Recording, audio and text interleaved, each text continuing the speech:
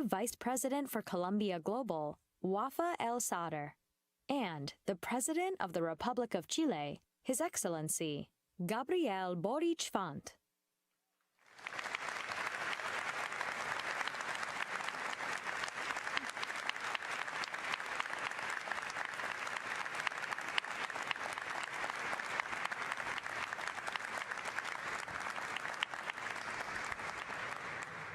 Well, good afternoon and welcome all to Colombia's World Leaders Forum. It's great to have you all here today for this very important conversation. I'm Wafa El Sadr, as you heard, and I'm the Executive Vice President for Colombia Global. I'm also the Director of ICAP and Colombia World Projects. And it's my pleasure to welcome you today to this leadership forum today, here in Lowe Memorial Library. Welcome, Your Excellency, President Gabriel Boric. It's great to have you here. Welcome to the First Lady, Mrs. Irina Karamanos, and honorable guests who are joining us today from the Republic of Chile. I would first like to acknowledge the co-sponsorship of this event by Colombia's Center on Global Economic Governance and our Institute of Latin American Studies. Thank you both for co-sponsoring this event. And we're very happy today to have the Institute's director with us, Professor Vicky Murillo, and who will be moderating the discussion today. Welcome, Professor Murillo.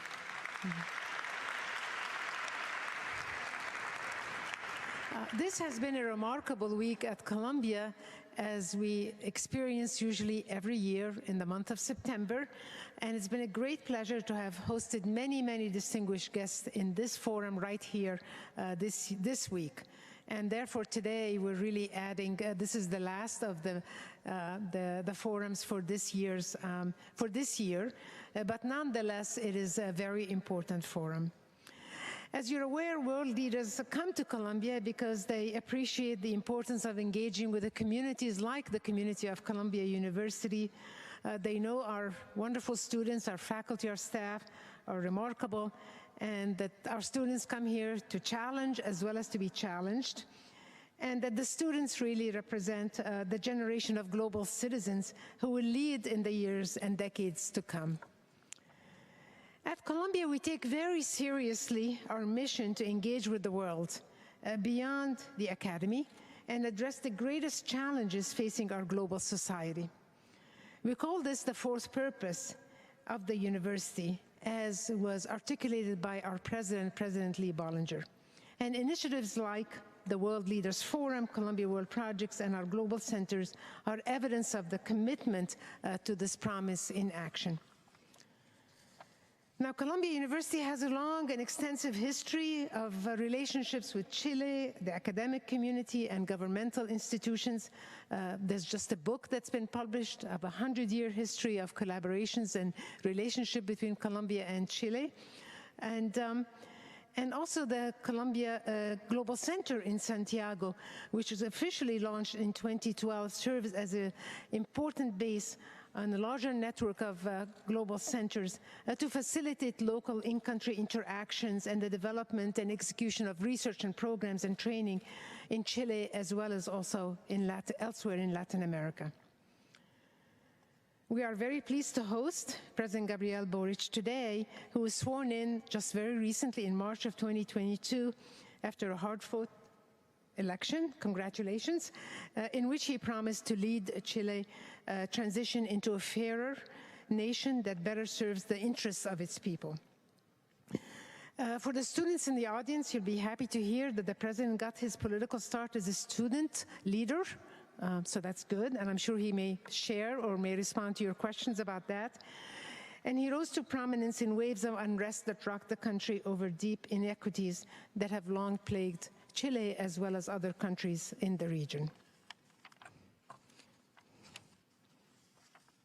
In a speech, actually, at the UN General Assembly on Tuesday, the president drew on the experience of his own country and warned of the dangers of social unrest if governments were not responsive to the needs of their people.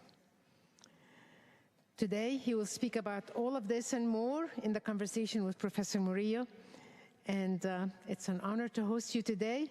And I hand over the stage to Professor Maria to start the conversation with the President. Welcome again. Thank you.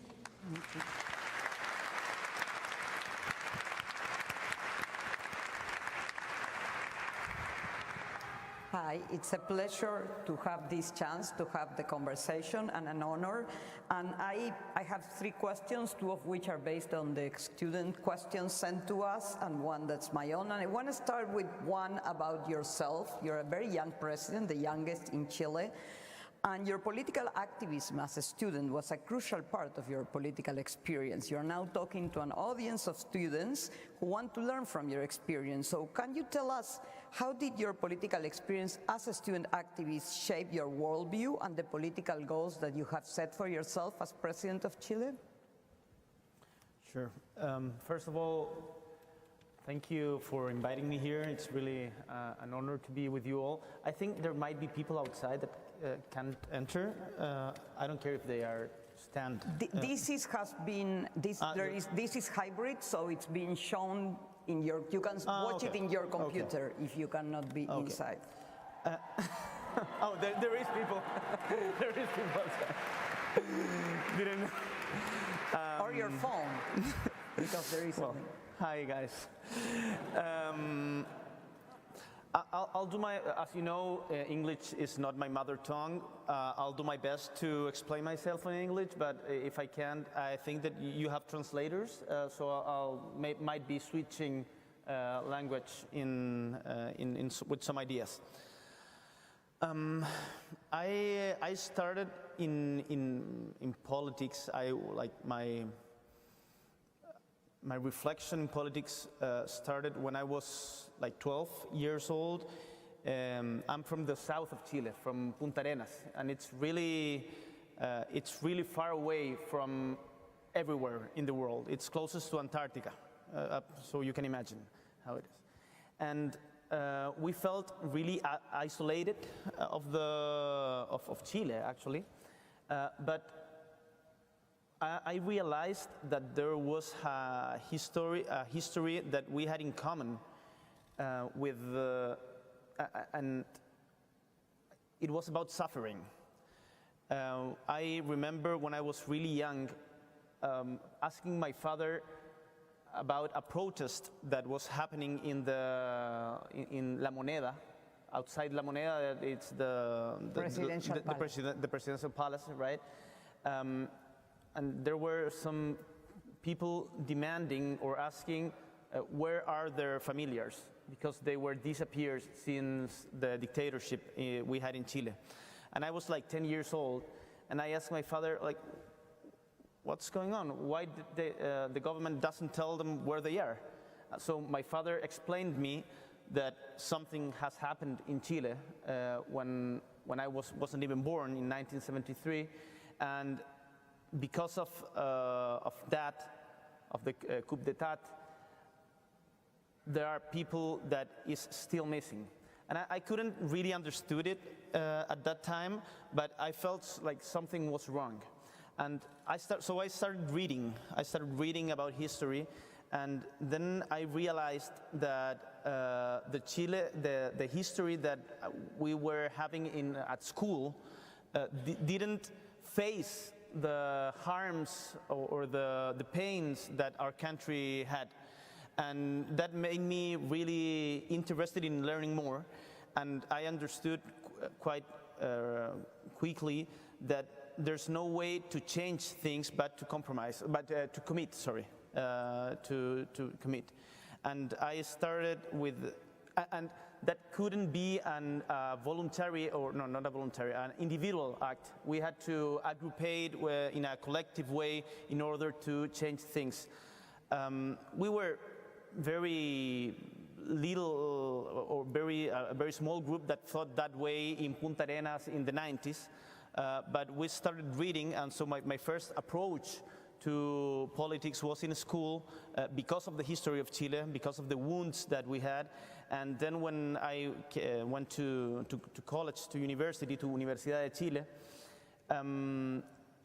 I realized that it was possible to change things, but not like screaming a lot. I understood that radicality wasn't equal to screaming or saying a lot of adjectives, but to convocar a mucha gente, Bring many people together. bring many people together and convince. And so we started working on that, and here we are. And here we are. That's pretty impressive. Most of the students, I would say at least half of the students' questions were associated to the recent plebiscite that Chile had. Sure. So Chile had a lot of social unrest, as you all know, in October 2019, and that led to a constitutional reform. The majority of Chileans, 80% of those who voted in the plebiscite, voted for a constitutional reform, and a convention that was called and drafted a new constitution to replace the one established during the military dictatorship. However, in a recent plebiscite, a majority of Chileans rejected that draft of a constitution by 2/3 of voters. So what is your own interpretation of the rejection vote, and what would you think should be the new path ahead for fulfilling the mandate of drafting a new constitution? Well, first of all, this happened the 4th of September, quite like 3 weeks ago. So we are still, like everybody, it was a result that it was a surprise in its magnitude. The difference was way much than everybody expected. So there's a lot to learn about it. As I said in the speech at the UN, I think it's I'm not sure if the word is correct, a humble bath, un baño de humildad. Yeah, I don't know what the expression is in English. No, well, To feel humble, I yeah, guess. it forced us to look at the things we were doing in a more humble way, and to understand that Chilean people, the big majority, as you said, voted for a new constitution in October 2020, but not any constitution. They want changes, but the people in our country want changes with certainty, with progressivity. Not from big changes won't be done from night to day, and I think the main one of the mistakes that we, and I say we because I feel I voted for approval in the Constitution. I wasn't part of the Constitution, but I feel really part of the process. Is that we thought at one time that we could go faster without bringing everybody with us. And one of the big lessons that we have learned through history in Chile, and you can tell that about what happened in the 70s, is that for big changes you need big majorities, and for big changes you need to build those big majorities, and that won't happen from one day or another. And that even though we had large demonstrations, not only protests, not only a lot of protests, but big demonstrations, a lot of people in the streets, but that's not enough. You have to build, as Gramsci said back in the days, you have to work a lot to build hegemonia. Hegemony? Hegemony. You have to work a lot. And we went faster than what the people wanted. And so the people of Chile said, stop. And we have to respect that, to understand that, and to get back one step in order to advance 2 or 3 more. I'm pretty sure that we will get a new constitution in our period, and the Congress is now discussing which is going to be the procedure in order to accomplish that. But also, we cannot lose from sight the difficulties that people are passing through nowadays. As we are from, I'm a leftist, yeah, and I'm not afraid of saying it, but people from the left side of politics have to understand that promises and the promises of a better world way ahead won't bring safety, certainty, and better quality of life if we don't work hard on management also. So we have to find a balance in between the big structural reforms that we are aiming and the day-to-day life, and we're working hard on that now. I will have a follow-up on this. So what's your plan for this everyday reaching to the people on their issues that are more important and emergent? I mean, is there any particular way that you want to approach that, given that you also want to bring majorities? Well, there are a lot of things to say about that. First, one of the main problems that we are facing nowadays in Chile is security, and security, personal security. Yeah, personal security. And the left parties have never been able to talk. We always talk only about the roots of the problem, the big explanations, but when the homicide rate is growing, you want also an answer now, and we have to be able to give an answer. When we were students, we fought against the police. I was in prison a couple of times for that, and I do not regret at all of what we did, because it was protesting. I didn't. I know there's press here. I didn't do anything. I couldn't tell them. You didn't commit any crime. Yeah, I didn't commit any crime. But we now have another responsibilities, and we have to provide safety to our people. And that it's not contradictory, and there are there's a trauma in the left parties to talk about security, and we have to offer security to our people. Also, we are having a big problem, not only in Chile. I know in the States also, in almost every country in Latin America, at least, except Bolivia maybe, with inflation. The cost of living is going higher and higher, and there's a big temptation in order to try to solve that by taking atajos, shortcuts, by taking shortcuts and like spending or printing money. And we have a really commitment with fiscal responsibility, and we know that way it's going to take longer for us to recover our economy.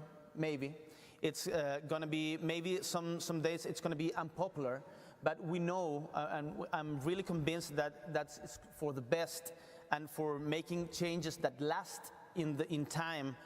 We have to be responsible in the way we spend money, and that's one thing that in Latin America, at least, not everybody seems to be convinced, and we are working really hard on it. So security and everyday life, the cost of living are one of the priorities. But that doesn't mean, and I want to reinforce this, that we have to abandon or we have to forget why we came to power. We came to power with a mandate of change.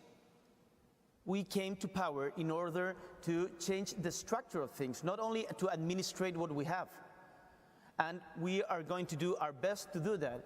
And I don't really feel that we are going the wrong way if we are going slower.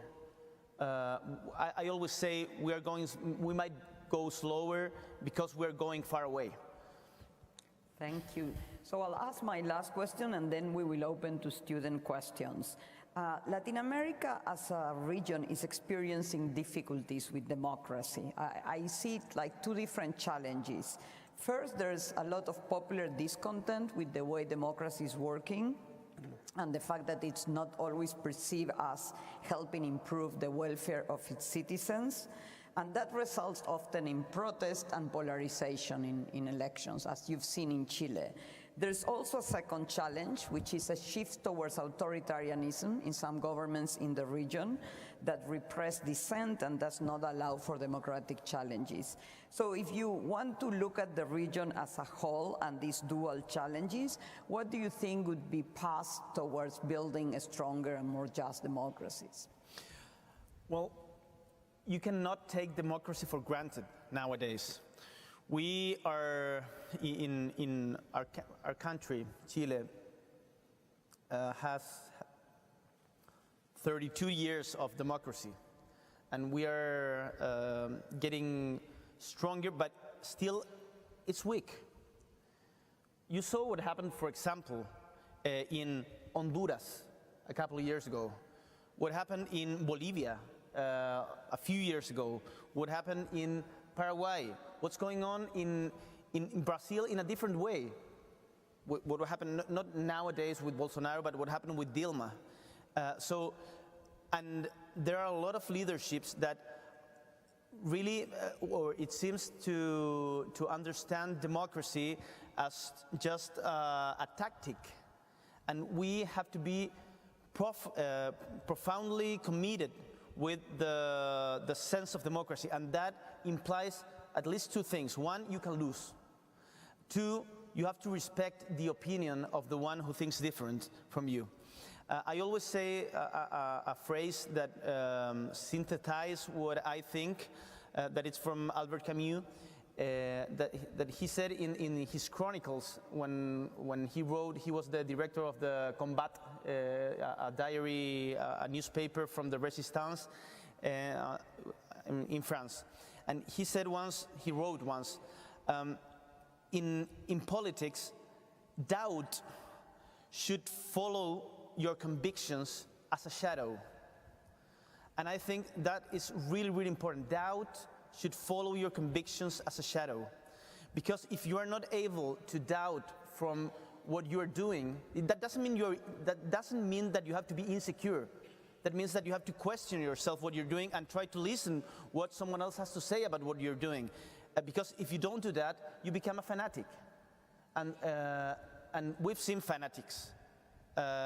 You've seen them here in the States, the last president. I mean, we have them on. We have them on Chile also, and that means that you might be wrong.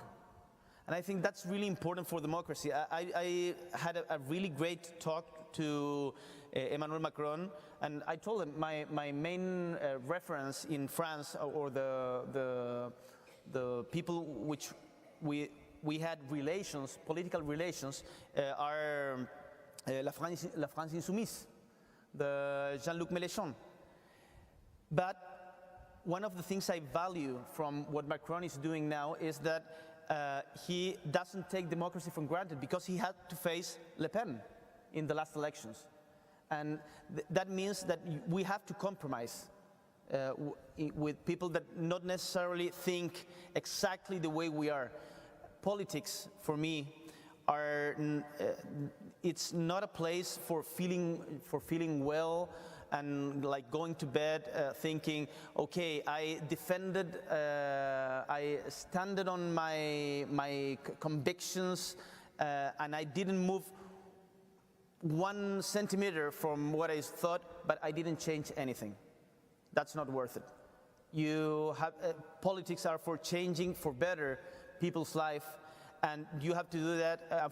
For doing that, you have to be very humble, and that's really hard when you're in power, because as you can see now, I'm talking to like 200 students, and that gets you dizzy sometimes. So you have to always remember why you are here, why we're doing this, and let doubt follow you as a shadow. Thanks. So the students could line up for asking questions. If you want to ask a question, you can line up behind the microphone, which is there. Can you see the microphone? So you need to line up there. And you need to say your name, your school, and please be brief and succinct, and don't make a statement, just make a question. So the first person, please. This is not very diplomatic, but I'm going to take off my jacket. I'm from the south, and I'm really hot in here. So please allow me. It is hot. Go ahead. Hi, my name is Mariana Reyes, Columbia College, fellow Latin American from Mexico. And my question is, in a region where most people are mainly concerned about problems like corruption and security, how can the left continue to build majorities around other ideological parts of the agenda? Maybe we should accumulate some questions. Yes. Okay, and, let's get 3 questions and then get the president back. El ventilador. ¿Se puede poner el ventilador? ¿Ah? No, el ventilador. Bueno, eso. Ya. Yeah. Hi. Thank you, President Boric. My name is Carlos Dalbuja. I'm from Quito, Ecuador. And my question is, you are the face of a new left in Latin America. After the socialism of the 21st century, after Correa, after Chavez, what do you think is the future of the left in Latin America? Thank you. Okay, the third question, and then we get back to the president. Oh, hi, President and the Professor. So first of all, thank you so much for being here. And my name is Alan. I'm from China, first year master. So my question is kind of personal. So right now, I know a lot of students is elect for students leader position on campus. And I am currently running for a position for my program. So I want to ask, as a president, what is like the best strategy when running for a student leader position? Thank you. Okay, I think we can get it back to you. Can the Mexican girl, can she repeat the question? Because I was like in the... Yeah, can you repeat the question, please? Yeah, they were both about the left. I think that the opportunities for the left in the region. Yeah, it was in Latin America where most people are concerned about problems they don't necessarily relate to ideology, such as corruption or security. How does the left build majorities around more ideological parts of the agenda? Yeah, I think both the 2 first questions were about what should the left do, or the new left do in Latin America. Well, first of all, I think there are some civilizatory advances that we should defend. And I've seen with preoccupation that there's a wave of questioning or putting into or attacking some things that are really important. And it doesn't matter if you are from far right, far left, those are civilizatory mandates. For example, 1, respect of human rights. Respect of human rights has no double standard. Is that okay? Is well said? So it really pisses me off when you cannot, when you are from the left, and so you condemn the violation of human rights in, I don't know, Yemen or in El Salvador, but you cannot talk about Venezuela or Nicaragua.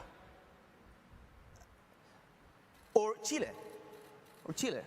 In Chile, we had several human rights violations in the social unrest, and you don't have to have double standard, and that might cost you in the more. Let me put you an example.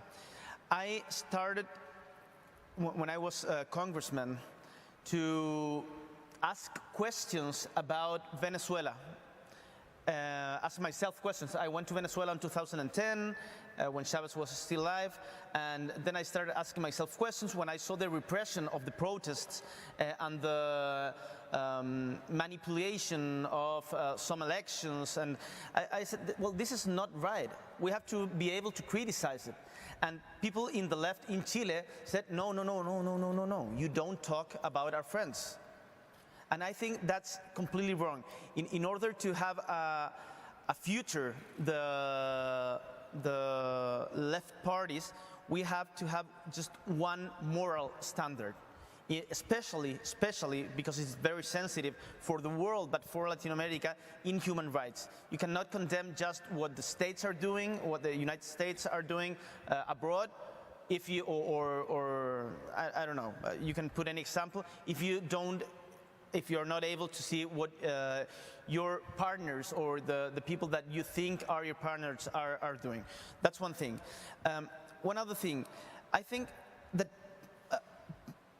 we have to defend ideology. Politics are not public policies, not only public policies. Of course, you have to have good and committed technicians in order to do your program, but you don't have to quit ideology. So I really believe that the distribution of wealthness and power is really important to build a new society. And I really believe that we have to march in a long way in order to one day we might abolish social classes. That's not going to happen from one day to another, and if that happens, it's going to happen with democracy, not by any dictatorship, and that's one thing that we learned from the past, and I think that's really important. The other thing is there are some topics, some issues that let me say this in Spanish.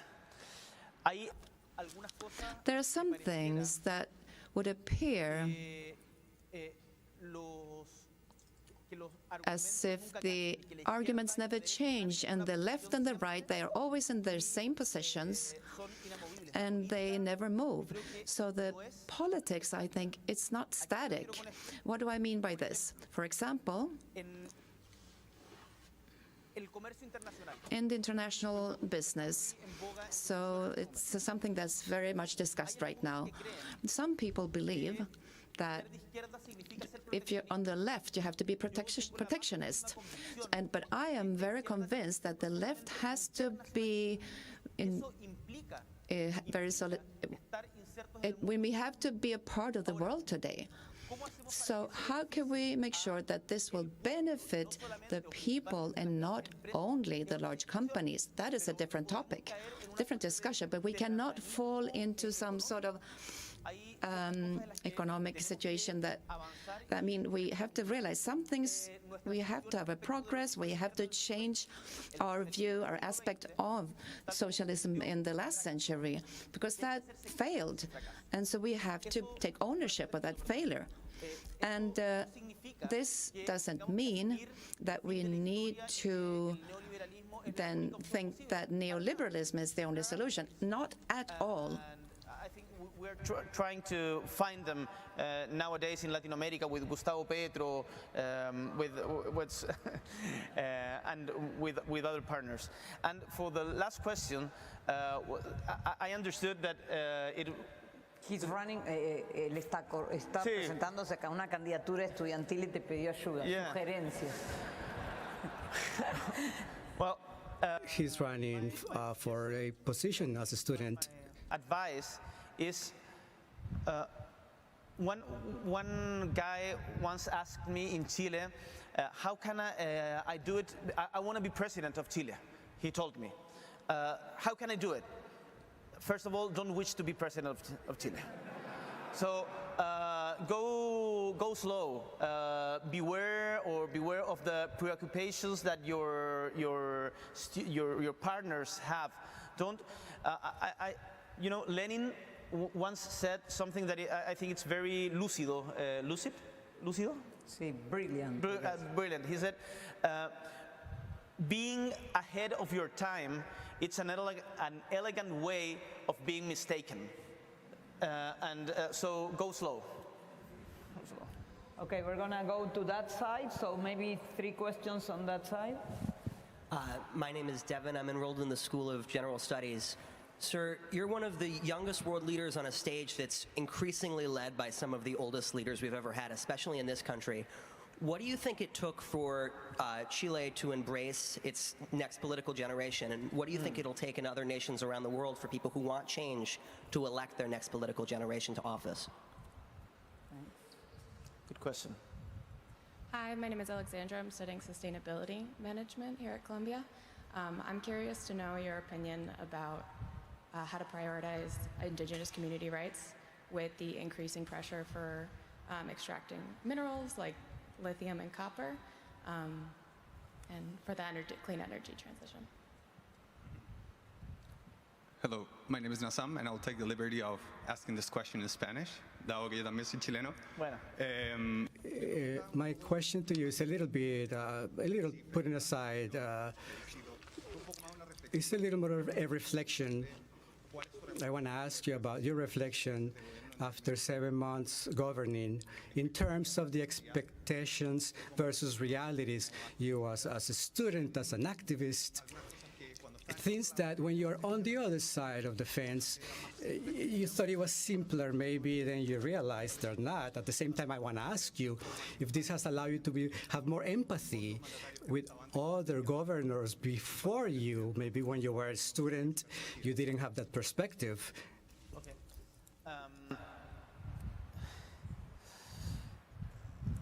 The first question, I don't think there's an intrinsic value on youth. Salvador Allende once said something that I said it yesterday. There are, lo voy a decir en español, hay jóvenes viejos y viejos jóvenes. Youth who act like old people, and then we have elderly who are young inside. In a beautiful speech in Guadalajara in 1971, what I mean by this is that there is no a virtue per se in being young, in youth. One of the issues that we had in Chile and that I see happening in other places of the world is that generations, they don't talk to each other. So the main leaders I admire, Bernie, Trump, and Biden, President Biden. Pero it would be great, and I don't know if it's happening because I've never talked to them, that Alexandra Ocasio-Cortez is talking, and I think she is. She's talking to Bernie. Ocasio-Cortez, she's talking to Bernie and learning about experiences, sharing experiences. Something that we did wrong in Chile. Talk with past generations, and at one time we thought that the story began with us. And that's a huge, huge mistake. My recommendation first is to read a lot of history. Read a lot of history. It has a lot of clues, a lot of clues for the present challenges. And the other thing, and it might sound contradictory, but it's not, it's you don't have to ask permission. You don't have to ask, like, can I have a space here? You have to, if you're young, you have to try and push the barriers, push the fence, and not being so politically correct all the time. And one third thing that it's really important is in times of high individuality, we have to work together. You won't accomplish any important change if you are just working alone or predicando solo. Tiene que ser acción colectiva, and the collective action, it takes more time. it takes more time. You know, you might think I'm young because I am. I'm 36. But my generation was like 15 years in absolute marginality in Chile. And we had, for example, before the big strikes in 2011, the student movement, we had a lot of assemblies with no people. We had a lot of meetings that failed.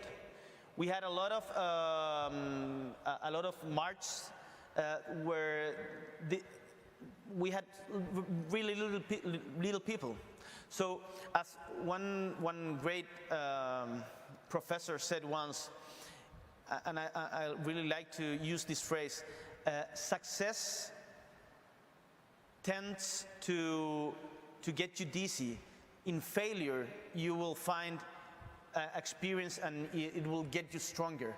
So don't be afraid of losing. Don't be afraid of trying and not making it. I know it sounds like a little bit autoayuda when I'm saying it in English. I don't want to be that guy.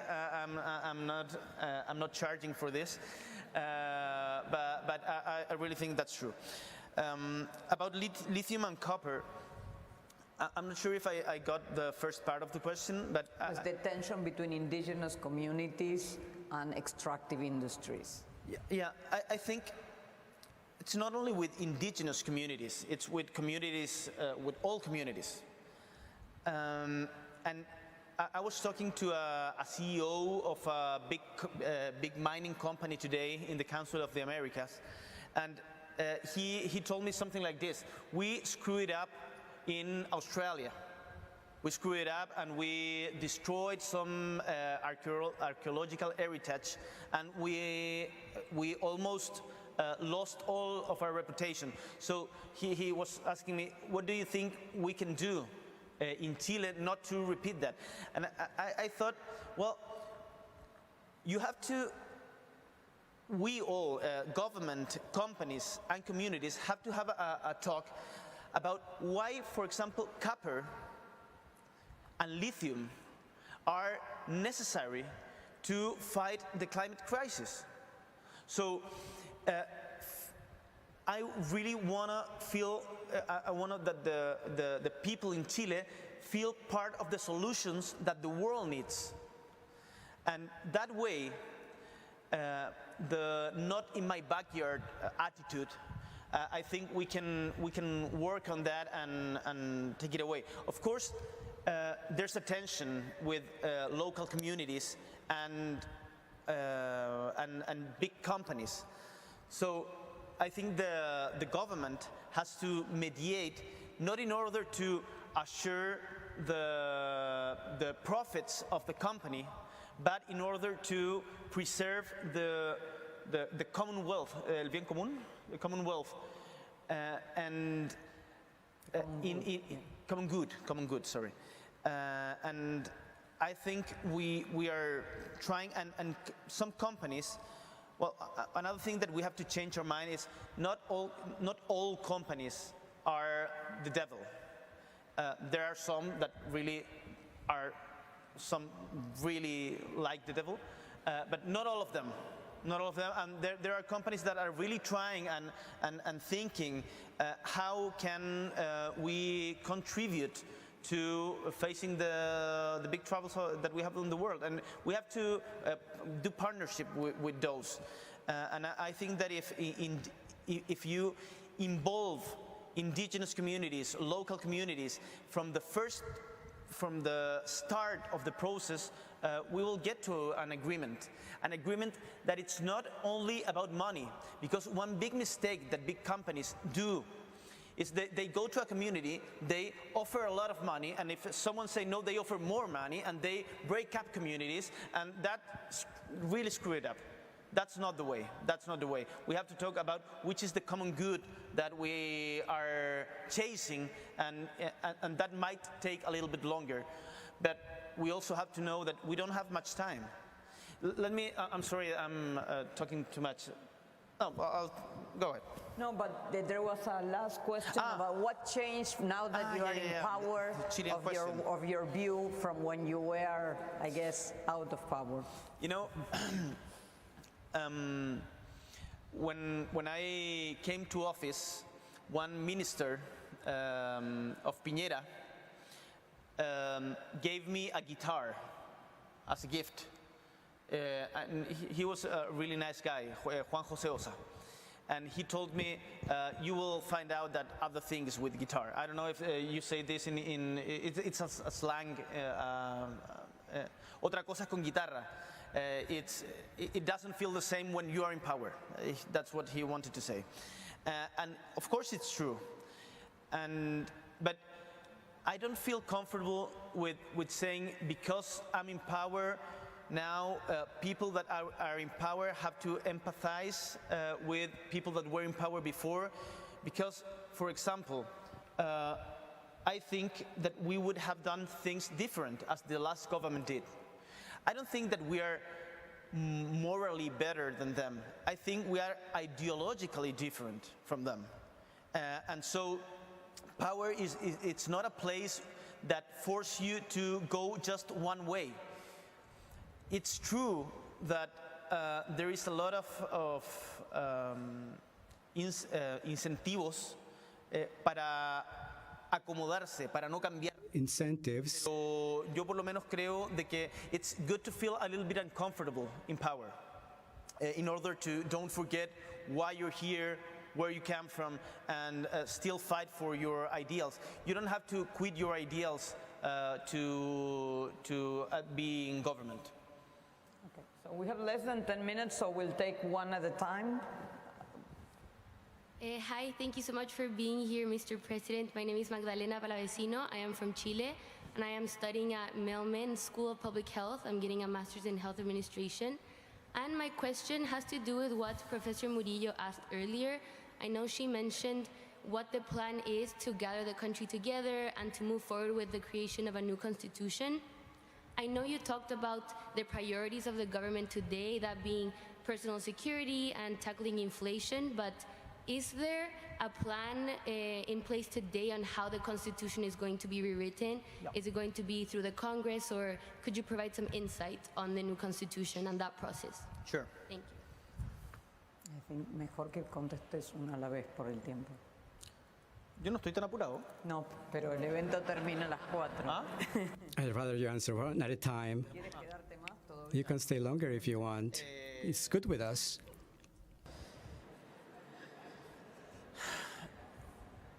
Esto es una de las cosas por las que no hay que ser presidente. Es que This is why you shouldn't be a president. Other people manage your time. Mira, It's Valentina, what's your name? Palavecino?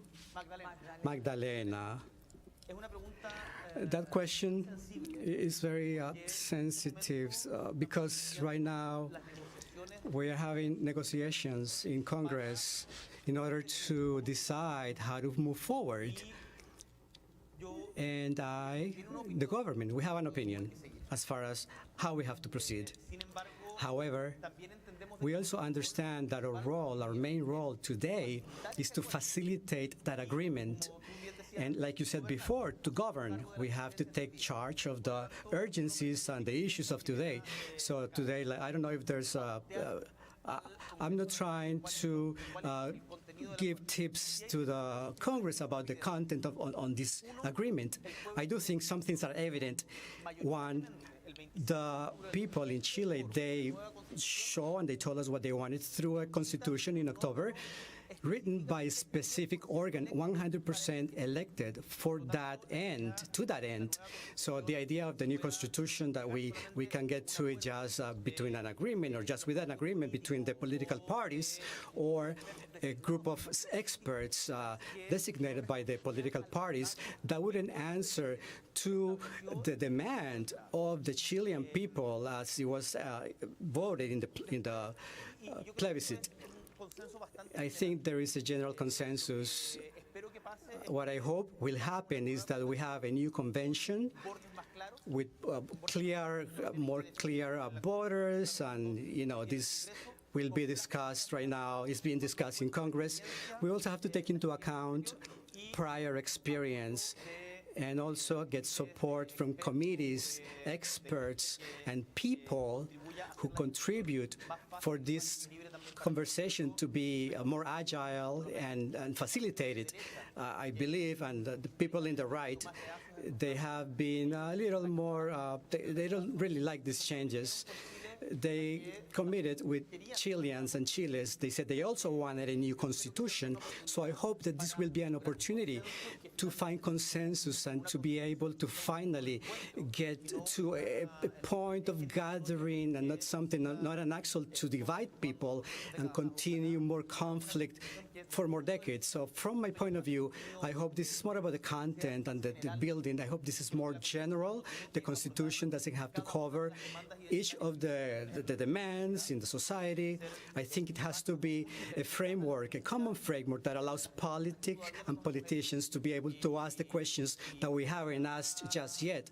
And I do hope that this consensus will happen soon in Chile to assure others that, well, in Chile, we're tired, we're exhausted on this topic. So I hope that we can reach an agreement pretty soon.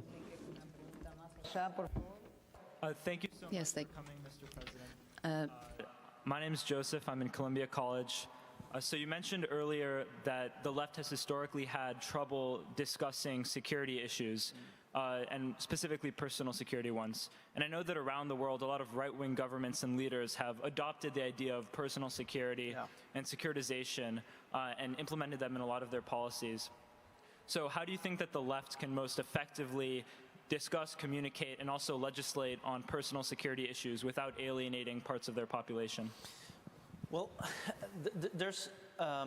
we have to avoid, I don't know if, penal populism, populismo penal. We have to avoid penal populism. In Chile, we're having a problem that if a crime is committed, one congressman stands up with a law for that kind of crime.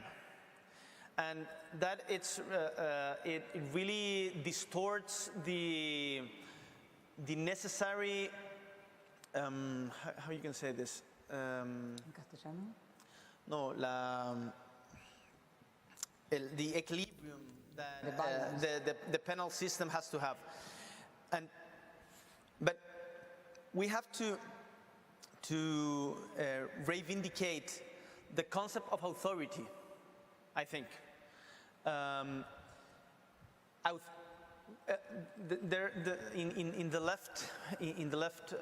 In the new left, because in the 20th century it wasn't like this, there is like a mood of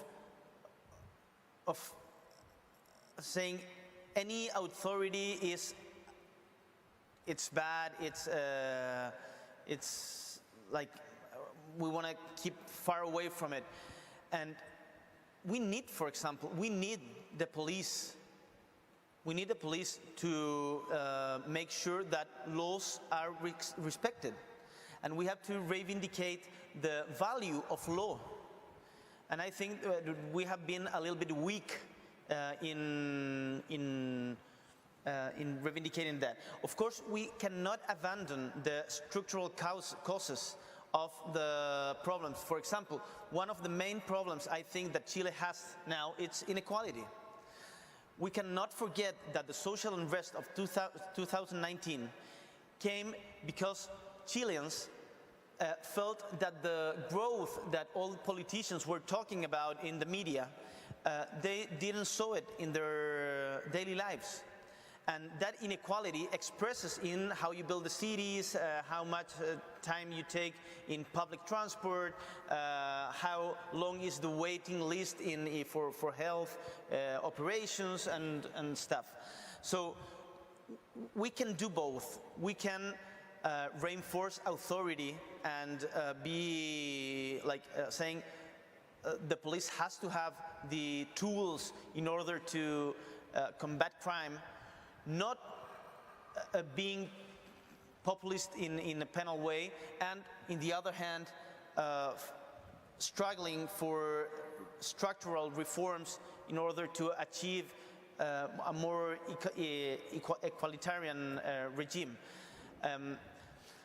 I know, and I'm a little bit frustrated with myself now, because I know that doesn't answer the profound sense of the question. I would love to, maybe if you like, we can we can have another conversation, or we can have in some more other days, like a virtual conversation, and I can write down some answers and trying to develop more profound ideas about this, because I don't want to become like one, as I said before, a leader of just big quotes. I know you are college students and you have deep preoccupations, and I would love to insist or go further on that. Thank you. One last question. Muchas gracias, presidente, por Thank you so much, Mr. President, to be here. My name is Rosario. I'm getting a Master of Public Administration here at Columbia. I will ask my question in English.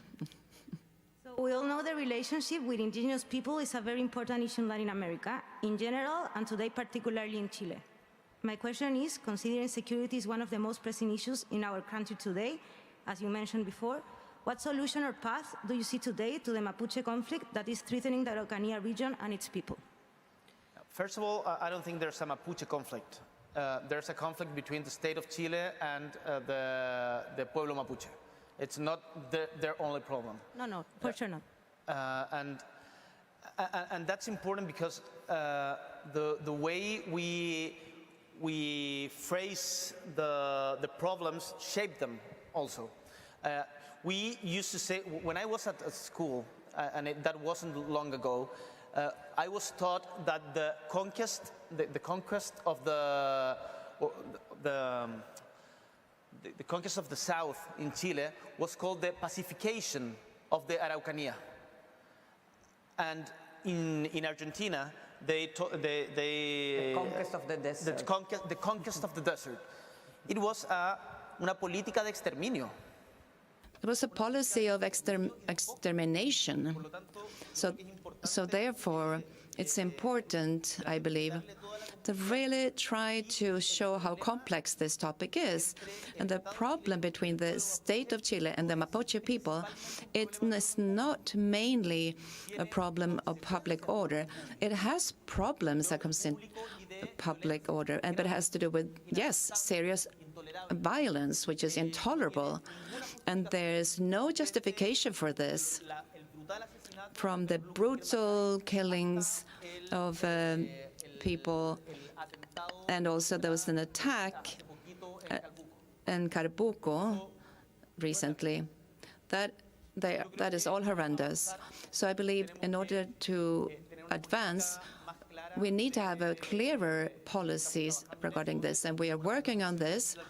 And it's also some positive news in Chile to return lands.